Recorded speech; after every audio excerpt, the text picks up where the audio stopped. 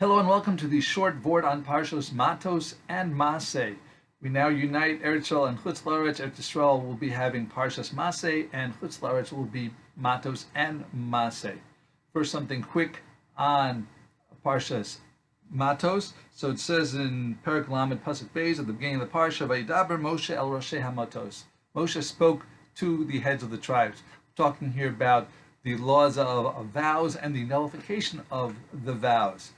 Why is it that it was only spoken to the heads of the tribes? So the Ramban, Nachmanides explains that it's a good reason for this because it's only shared with the heads of the tribes, the leaders. Those will be sensitive to the fact that you should be careful with what comes out of your mouth when you make a neder or a nedava, and that it shouldn't be something that'll be frivolous and easy for people to nullify. And if the masses knew that, oh, you say something and then you just have a hafara, you can get it nullified in a beis din, they're going to take it leniently and it won't count for much. Therefore, it's left for the discerning elders of the tribes.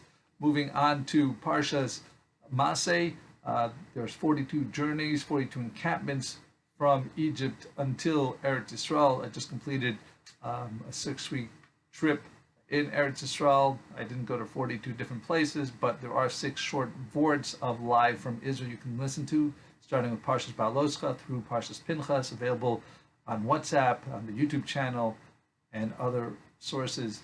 So in this week's Parsha with the 42 travails, people often think that that something happens to them because they were in a certain place at a certain time.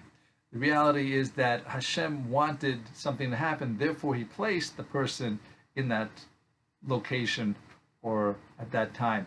But it's all part of Hashem's divine plans. When we think of what happens to us, as the Levy says, that if someone loses a lot of money in an investment, it's not because he made a bad decision.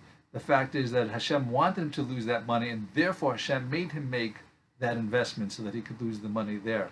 Later on in life, we'll see that, or after life, we'll see that what Hashem's plans were for us, and a little explanation of why we were at different places, why things happened, and perhaps we'll even laugh and say, oh, that makes sense now.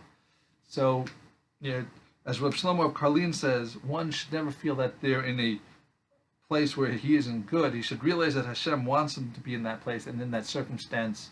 There's a Moshol about a servant of the king who was told that by the king to go to this land and in a foreign country and perform an errand for him.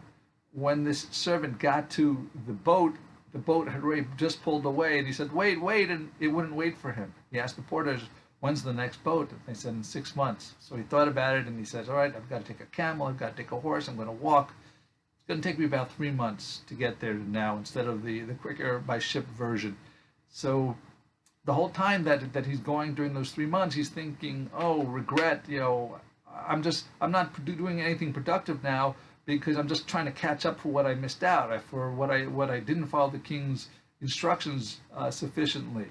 But the reality is that the king did want him to miss the boat. He told the boat to leave before he got there because he had a specific reason for him to take the camel, to take the horse, take the walking, and go a certain path in order to fulfill his mission. The nimshal there, the explanation of the parable is that there's oftentimes we think we're not doing Hashem's will and we're going places, oh, this is not where I should be now, but the reality is Hashem wants us to be at these different places at this different time, and we should rejoice that we're there because Hashem tells us, because Hashem wants us to do certain things at certain times.